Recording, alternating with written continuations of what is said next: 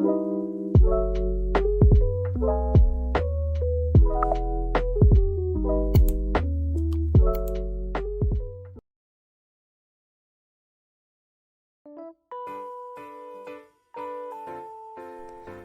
semua, Assalamualaikum warahmatullahi wabarakatuh. Perkenalkan, nama aku Putri Nurhayati Sulistiarini dari kelas A2 Pendidikan Bahasa dan Sastra Indonesia angkatan tahun 2020. Pada kesempatan kali ini, aku akan menjelaskan isi scrapbook tentang fonologi.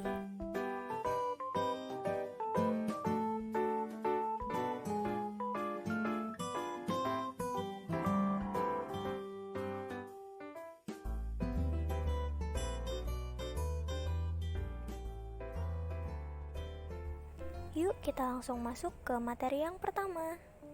Materi yang pertama perlu kita ketahui yaitu tentang apa sih itu fonologi. Fonologi adalah ilmu yang mempelajari bunyi ujaran yang dihasilkan oleh alat ucap manusia. Fonologi disebut juga tata bunyi. Fonologi merupakan salah satu cabang tata bahasa. Selanjutnya di dalam fonologi ada ruang lingkup fonologi, yaitu ada fon dan fonemik. Fon atau bisa disebut juga fonetik berarti mempelajari cara menghasilkan bunyi bahasa atau bagaimana suatu bunyi bahasa diproduksi oleh alat ucap manusia. Sedangkan fonemik berarti mempelajari bunyi ujaran menurut fungsinya sebagai pembeda arti. Selanjutnya, fonologi dan subdisiplin lainnya. Fonologi dan subdisiplin lainnya merupakan keterkaitan antara kajian fonologi dan objek kajian linguistik lainnya, seperti morfologi, sintaksis, semantik, leksikografi, sosiolinguistik, psikolinguistik, dialektologi, dan bidang lainnya. Materi yang kedua, kita akan membahas tentang fonetik. Menurut Abdul Khair, fonetik adalah cabang studi fonologi yang mempelajari bunyi bahasa tanpa memperhatikan bunyi-bunyi tersebut memiliki makna atau tidak. Nah, di dalam fonetik pun terdapat ruang lingkup atau organ-organ yang dapat menghasilkan bunyi. Ada artikulator aktif dan artikulator pasif. Artikulator aktif berarti yang bergerak saat mengucapkan bunyi, contohnya lidah dan bibir bawah. Artikulator pasif berarti yang tidak bergerak saat mengucapkan bunyi, contohnya gigi. Adapun jenis-jenis dari fonetik yaitu fonetik artikulatoris, akustik, dan audiotoris. Fonetik artikulatoris berarti bagaimana mekanisme alat-alat bicara manusia bekerja dalam menghasilkan bunyi bahasa serta bagaimana bunyi-bunyi itu diklasifikasikan. Yang kedua, fonetik akustik. Berarti bunyi-bunyi itu diselidiki frekuensi getarannya, amplitudenya, intensitasnya, dan timbrenya. Hal ini sangat berhubungan dengan ilmu fisika. Yang ketiga, fonetik audiotoris. Berarti bagaimana mekanisme penerimaan bunyi bahasa itu oleh telinga kita. Hal ini sangat berhubungan dengan ilmu biologi atau ilmu kedokteran. Nah, setelah itu kita memasuki tentang alat ucap. Menurut Abdul Khair, alat ucap merupakan organ tubuh pada manusia yang berfungsi sebagai dalam pengucapan bunyi bahasa. Selanjutnya, bagaimana proses pembentukan bunyi bahasa dan cara menghasilkan bahasa tersebut. Proses pembentukan bunyi yaitu melalui arus udara, pita suara, dan kemudian alat ucap. Cara artikulasi atau bunyi bahasa yang dihasilkan adalah sebagai berikut. Yang pertama, arus ujar itu dihambat pada titik tertentu, lalu dengan tiba-tiba diletupkan sehingga terjadilah bunyi yang disebut bunyi hambat, bunyi letup, atau bunyi plosif. Yang kedua, arus ujar itu dihambat pada titik tertentu, lalu arus ujar itu dikeluarkan melalui rongga hidung sehingga terjadilah bunyi nasal. Yang ketiga, arus ujar itu dihambat pada tempat tertentu, kemudian diletupkan sambil digeser atau didesikan sehingga terjadilah bunyi paduan atau bunyi afrikat. Yang keempat, arus ujar itu dihambat pada tempat tertentu, kemudian digeserkan atau didesiskan sehingga terjadilah bunyi geseran, bunyi desis atau bunyi frikatif. Yang kelima, arus ujar itu dikeluarkan melalui samping kiri dan kanan lidah, maka terjadilah bunyi sampingan atau bunyi lateral. Yang keenam, arus ujar itu dikeluarkan melalui samping kiri dan kanan lidah lalu digetarkan sehingga terjadilah bunyi getar atau trill. Yang ketujuh, arus ujar itu pada awal prosesnya diganggu oleh posisi lidah, tetapi kemudian diganggu pada titik artikulasi tertentu, sehingga terjadilah bunyi semivokal yang dikenal juga dengan nama bunyi hampiran. Selanjutnya, jenis bunyi bahasa dibagi menjadi 3, yaitu vokal, konsonan, dan semivokal. Vokal berarti bunyi yang tidak memiliki rentangan saat saluran udara masuk. Konsonan berarti bunyi bahasa yang dibentuk oleh adanya hambatan arus udara pada sebagian alat ucap. Semivokal berarti bunyi yang bisa dikatakan sebagai bunyi konsonan, tetapi saat diartikulasikan belum membentuk konsonan murni.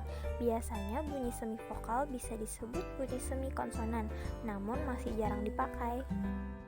Selanjutnya kita memasuki transkripsi fonetik. Transkripsi fonetik adalah penulisan bunyi-bunyi bahasa secara akurat atau secara tepat dengan menggunakan huruf atau tulisan fonetik. Huruf fonetik ini dibuat berdasarkan huruf alfabet Latin yang dimodifikasikan atau diberi tanda-tanda diakritik. Berikut adalah contoh transkripsi fonetik pada huruf vokal. Lambang fonetis O kecil, contoh kalimatnya soto. Lambang fonetis O besar, contoh kalimatnya besok. Lambang fonetis I, contoh kalimatnya bisa. Lambang fonetis I besar, contoh kalimatnya cubit. Lambang fonetis E, contoh kalimatnya sate. Lambang fonetis E seperti angka 3, contoh kalimatnya pendek. Lambang fonetis E terbalik, contoh kalimatnya kelelawar. Lambang fonetis U, contoh kalimatnya buku.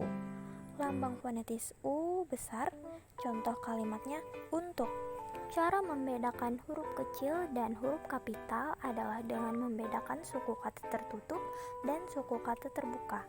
Caranya adalah pisahkan berdasarkan suku kata, contohnya bisa. Bi plus sa adalah suku kata terbuka. Siksa, sik plus sa adalah suku kata tertutup karena terhalangi oleh huruf konsonan. I kecil sebagai suku kata terbuka dan I besar sebagai suku kata tertutup. Nah, di dalam fonetik terdapat unsur suprasegmental. Unsur suprasegmental adalah hubungan dengan segmen ujar atau bunyi yang tidak dapat membentuk kata tapi dapat membedakan makna. Tidak bisa dipotong atau dibagi-bagi dan tidak mempengaruhi makna, tetapi hanya mempengaruhi kalimat. Apakah perintah, tanya, atau berita. Tetapi jika dalam bahasa Arab tinggi rendah nada bisa mempengaruhi makna, kalau bahasa Indonesia tidak. Tanda-tanda unsur suprasegmental ini sangat digunakan untuk menganalisis kalimat tentang intonasi dan untuk menunjukkan emosi. Penggunaan unsur suprasegmental biasanya ditandai dengan tanda berikut. Yang pertama ada tanda tanya. Intonasinya naik lalu turun. Yang kedua tanda seru biasanya digunakan untuk kalimat perintah. Intonasinya naik. Yang ketiga ada tanda titik biasanya digunakan untuk berita. Intonasinya datar. Selanjutnya silabel atau disebut juga suku kata. Silabel berarti suku kata dan tidak memiliki makna. Contohnya pada kalimat makan, suku katanya makan. Kalimat makanan, suku katanya makan-an. Tetapi di dalam masyarakat sering disebut makanan. Contoh mencuci, suku katanya mencuci, tetapi di dalam masyarakat menyuci. Materi yang ketiga tentang fonemik. Apa yang dimaksud dengan fonemik? Fonemik adalah ilmu yang mempelajari bunyi ujaran dalam fungsinya sebagai pembeda arti, sedangkan perbedaan ucapan yang terdapat dalam masing-masing unit tersebut merupakan variasi fonem yang ada atau alofon. Apa yang dimaksud dengan fonem dan alofon? Satuan bahasa terkecil yang bersifat fungsional. Maksudnya, satuan fonem memiliki fungsi untuk membedakan makna, sedangkan alofon adalah variasi pelafalan fonem berdasarkan posisi dalam kata. Adapun distribusi fonem dan alofon. Pertama, kita akan membahas distribusi fonem terlebih dahulu. Dalam distribusi fonem ada 4, yaitu vokal, diftong, konsonan, konsonan dan gugus konsonan. Selanjutnya, deret fonem. Deret fonem adalah dua buah fonem yang berbeda berada dalam silabel yang berbeda, meskipun letaknya berdampingan. Deret fonem dibagi dua, yaitu deret vokal dan deret konsonan. Deret fonem vokal berbeda dengan gugus fonem vokal. Dalam deret vokal kali ini terdapat fonem vokal yang sama dalam silabel yang berbeda, meskipun letaknya berdampingan tetapi pelafalan atau bacanya tidak melebur. Berikut adalah contoh dari deret fonem vokal, yaitu huruf AA, AU, AI, AO, UU, UA, UE, UI, II, IA, IU, IO.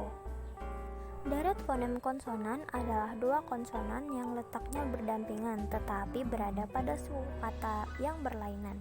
Sejauh ini deret konsonan bahasa Indonesia adalah BD, BH, BI, HK, HI, HM, HT, KB, KM, KR, KS, KT, LB, dan seterusnya. Kemudian ada juga gugus fonem. Gugus fonem adalah dua buah fonem yang berbeda dalam sebuah silabel atau suku kata. Gugus fonem dibagi dua, yaitu gugus vokal dan gugus konsonan. Gugus fonem vokal contohnya I, AU, OI, E. Contoh gugus fonem konsonan adalah BR, BL, BY, DR, DW, DY, FL, FR, GL, GR, dan seterusnya. Kemudian distribusi alofon. Pendistribusian alofon terbagi menjadi dua, yakni bersifat komplementer dan bersifat bebas. Yang disebut bersifat komplementer adalah distribusi saling melengkapi, distribusi yang tidak dapat dipisahkan, meskipun dipisahkan juga tidak akan menimbulkan perubahan makna. Yang dimaksud bersifat pendistribusian bebas adalah alofon-alofon itu dapat digunakan tanpa persyaratan lingkungan bunyi tertentu. Di dalam distribusi alofon juga terdapat alofon vokal dan alofon konsonan. Selanjutnya, adapun perubahan pada fonem. Yang pertama, akibat adanya koartikulasi. Yang kedua, akibat pengaruh bunyi lingkungan. Yang ketiga, akibat distribusi. Yang keempat, akibat proses morfologi. Dan yang terakhir, akibat perkembangan sejarah. Materi yang keempat adalah grafem. Pengertian grafem. Grafem berasal dari bahasa Yunani. Grafo artinya menulis, adalah satuan unit terkecil sebagai pembeda dalam sebuah sistem. Grafem adalah sistem pelambangan bunyi, alih-alih disebut sistem ejaan. Pada dasarnya, grafem adalah huruf. Berikut adalah grafem pada fonem. Yang pertama, grafem pada fonem diftong. Fonem AU, grafem AU. Contohnya aula. Pada kalimat awal dan akhir pada pulau. Fonem I, grafem AI. Pada kalimat akhir landai. Fonem OI, grafem OI. Pada kalimat akhir sekoi. Fonem E, grafem EI. Pada kalimat akhir survei. Selanjutnya, contoh grafem pada fonem konsonan. Grafem B pada kalimat awal baku, pada kalimat tengah rebut, pada kalimat akhir jawab. Grafem P pada kalimat awal paku, pada kalimat tengah batak, pada kalimat akhir sikap. Grafem M pada kalimat awal muka, pada kalimat tengah aman, pada kalimat akhir dalam. Grafem W pada kalimat awal waris, pada kalimat tengah awan. Grafem T pada kalimat awal tari, kalimat tengah batik, pada kalimat akhir dekat. Materi yang terakhir adalah permasalahan bidang fonologi.